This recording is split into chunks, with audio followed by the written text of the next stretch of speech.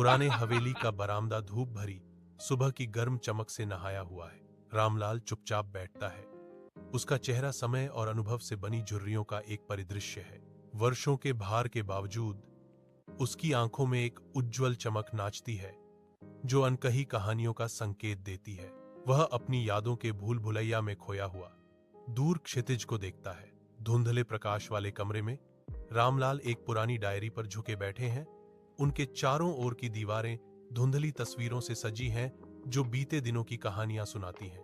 वह यादों में डूब जाता है। हर पन्ना संघर्ष के क्षणों का प्रमाण है।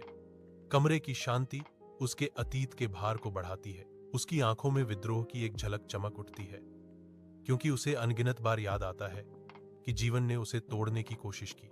His voice, raspy with emotion, fills the room. जिंदगी ने जितनी बार गिराया है ना, उतनी बार मैं उठ के खड़ा हुआ हूँ। गांव के चौक के दिल में रामलाल खड़ा है। उसकी उपस्थिति उत्सुक युवाओं का ध्यान आकर्षित करती है। वह अपने जीवन की कहानियों को सुनाता है। हर शब्द लचीलापन का प्रतीक है, जो अपने युवा दर्शकों की आंखों में आशा की एक चिंगारी जलाता है। हवा में उसके अनुभवों का भार लटका हुआ है, क्योंकि वह अपनी कड़ी मेहनत से अर्जित ज्ञान प्रदान करता है।